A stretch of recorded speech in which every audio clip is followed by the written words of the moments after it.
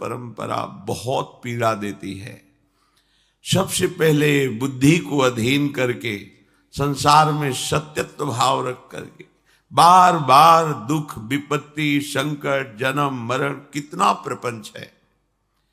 राग द्वेष का तो जाल फैला हुआ है, ईर्ष्या मात्सर्य हृदय को जला रहा है, काम क्रोधादि ये एक क्षण भी चैन नहीं लेने दे रहे। फिर भी हम सुख की आशा में इसी दुखालय में सुख चाहते हैं, इसी संसार में जीना चाहते हैं। और ये अज्ञान की वृत्ति बिना भगवद वाक्यों का मनन किए, बिना भजन किए ये नष्ट नहीं होती है। मान लीजिए प्रार्थना, ये राग द्वेष की वृत्तियों को छोड़िए और भगवान की शरण में हो जाइए तो परम सुखी हो जाएंगे। दूसरा कोई रास्ता नहीं है। अगर हम दूसरा कोई रास्ता सुख का चयन करते हैं तो परिणामतः वो दुख रूप ही मिलता है। अगर आप प्रभु की शरण में होकर भजन करें तो दुखालय संसार भी मंगल भवन बन जाए, दसों दिशाएं आपके लिए आनंदमयी हो जाए। अगर हम अपने कर्म के बल से सुख चाहेंगे तो नहीं मिल सकता, कर्म योग से सुख मिल सकता है। योग भगवत चरणारविंद में चित्त वृत्ति का समाहित होकर समर्पित हो जाना। अगर प्रभु से संबंध नहीं है तो वो कर्म है, और जहां प्रभु से संबंध स्वीकृत हुआ, भगवत भाव हुआ, वही कर्म योग बन जाता है। और कर्म योग परमानंद प्रदान करता है, और कर्म ये दुख ही प्रदान करते हैं। चाहे जिस लोक में जाए उसको कभी शांति नहीं मिलती। बड़े बड़े पुण्यवान हैं हमसे भी ज्यादा, तो जहां अन्य लोकों में गए वहां उनका बड़ा सुख देखा, वहां भी जलन हो रही, वहां भी ईर्ष्या है, वहां भी मात्सर्य है। तिनके से लेकर ब्रह्मलोक तक सब माया का प्रपंच फैला हुआ है। श्री भगवान कह रहे हैं कि परमानंद महासुख की प्राप्ति के लिए जो अनन्य भाव से मेरा भजन करते हैं, ये अनन्य शब्द बार बार इसलिए परिचय दिला रहे हैं कि एक बार अनन्य हो जाओ।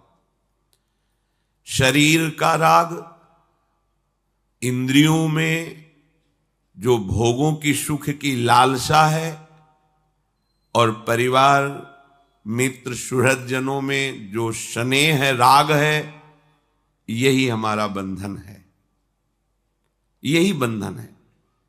अगर इसको आप बंधन मान लेंगे तो मुक्त होने की इच्छा होगी, पर आपने तो इसे सुख मान लिया, बंधन मानते ही नहीं है, तो परिणामतः दुख ही दुख भोगते चले जा रहे हैं।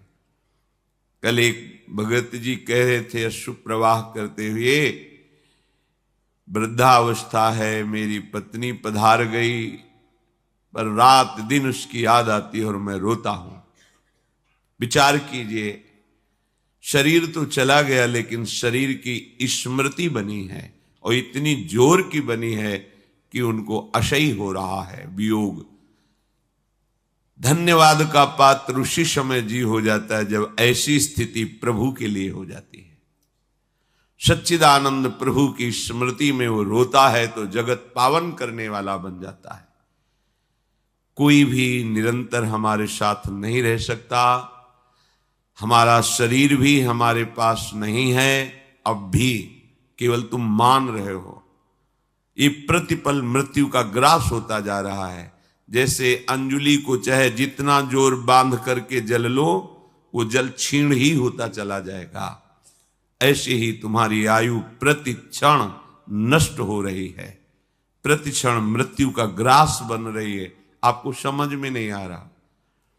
बस यही समझ प्रदान करने के लिए भगवत प्रेमी महात्माओं की वाणी में प्रभु बैठ करके उपदेश करते हैं कि तुम समझ जाओ तो परमानंद में मगन हो जाओगे।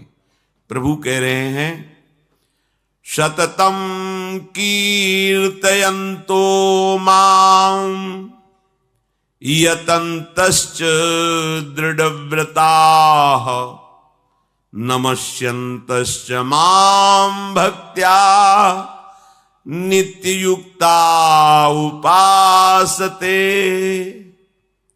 हे अर्जुन, जो नित्य निरंतर मेरे में लगे हुए उपासक हैं, नित्य और निरंतर, ये बड़ी दुर्लभ बात है।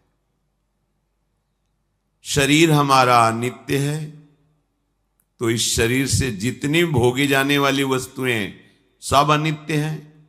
अनित्य माने नाशवान। और इससे जितनी क्रियाएं होती हो सब नाशवान है।